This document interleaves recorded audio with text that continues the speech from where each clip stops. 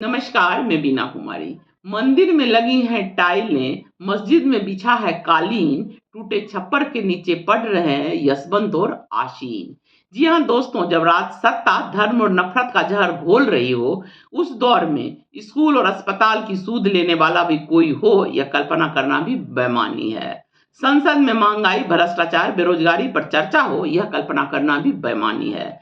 आज जब वक्फ संशोधन विधेयक संसद से पास हो चुका है, सरकार द्वारा बताया जा रहा है कि यह गरीब मुसलमानों के हित में है, तो विपक्ष इसे संविधान विरोधी और मुसलमानों पर हमला बता रही है। मुस्लिम संगठन इनके विरोध में हैं, धार्मिक आजादी पर हमला बता रहे हैं। आज सवाल यह उठता है कि सरकार को इतनी ताकत किसने दी, किसके दम पर मुसलमानों के निजी और धार्मिक स्वतंत्रता पर हमला किया गया है। नीतीश और नायडू का नाम लिया जा रहा है।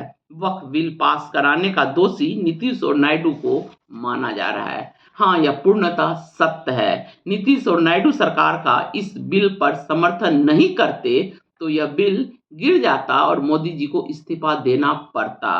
परंतु सवाल यह है कि नीतीश और नायडू ऐसा क्यों करते हैं? इनके सत्ता में बने रहने की गारंटी है मोदी।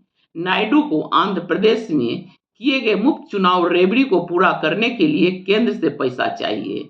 नीतीश को 43 सीट पर मुख्यमंत्री बने रहने की गारंटी है मोदी, तो वह भला बिल का विरोध क्यों करते? सही है, मोदी को उन्होंने सरकार बना रखा है और मोदी ने इन दोनों को बना रखा है, तो एक दूसरे के पूरक हैं। इसीलिए देश के साथ खिलवाड़ करते हैं ये लोग। वोट सबकी चाहिए पर खिलवाड़ कर रहे हैं। आज देश के मुसलमानों से एक सवाल है, थोड़ा कड़वा है, पर मेरी समझ में यह मुसलमानों को आत्मलोकन करने वाला है। मुसलमानों को यह सवाल अपने आप से करना चाहिए कि नीतीश और नायडू को मजबूत किसने बनाया? क्या नीतीश और नायडू आपके वोट के दम पर भाजपा के साथ खड़े नहीं होते रहे हैं?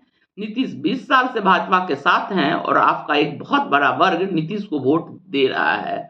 तो क्या आपका वह मतदाता वर्ग भाजपा को मजबूत नहीं कर रहा है?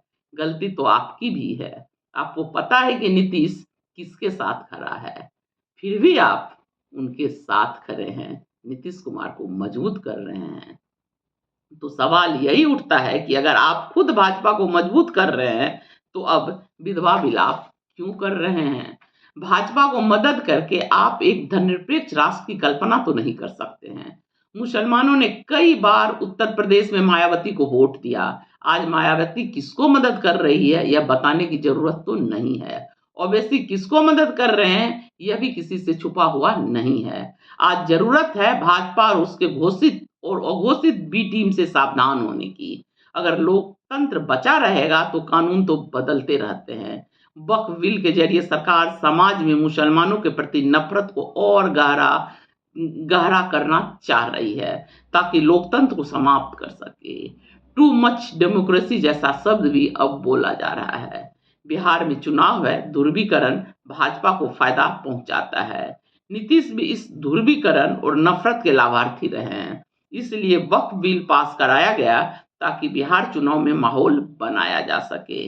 याद कीजिए, राजस्थान विधानसभा चुनाव के समय कन्हैया लाल का मुद्दा, बिहार विधानसभा 2020 के चुनाव के समय अखलाल का मुद्दा, बंगाल विधानसभा चुनाव के समय सीएए, एनआरसी जैसे तमाम मुद्दे उठाए जाते हैं। भाजपा के चुनावी लाभ लेने के बाद इन मुद्दे को से कोई लेना देना नहीं होता है। वक्फ बिल का भी वही हाल होगा, क्योंकि भाजपा अपने उस मतदाता का ध्यान भटकाने के लिए और उनमें आपके प्रति पनपी नफरत को जोश डालने के लिए ऐसे मुद्दे बार बार उठाती रहती है। हो सकता है सीएए, एनआरसी, किसान बिल वाला हाल वक्फ बिल का भी हो। देश के ज्वलंत मुद्दों से ध्यान भटकाने के लिए मीडिया में नैरेटिव सेट करने के लिए भाजपा ऐसे मुद्दों को लाती रही है। ईद, होली, रमजान, रामनवमी पहले भी मनाई जाती रही है, पर माहौल बनाने के लिए भाजपा मीडिया के माध्यम से एजेंडा सेट कर रही है। भाजपा को कमजोर किए बिना लोकतंत्र मजबूत नहीं हो सकता है। वक्फ पर मचा हंगामा ने कम से कम यूएस द्वारा लगाए गए टैरिफ से तो देश का ध्यान हटा ही दिया, जिससे सरकार की फजियत होने से बच गई। भाजपा का काम ही है जब भी किसी राज्य में इलेक्शन आता है तो वो फूट डालो और राज करो की नीति करती है, अंग्रेजों की नीति को अपनाती है, एक धर्म को दूसरे धर्म के प्रति नफरत फैलाती है, लड़वाती है और सत्ता का मजा लेती है। जनता उसके बातों में आ जाती है। नमस्कार, धन्यवाद।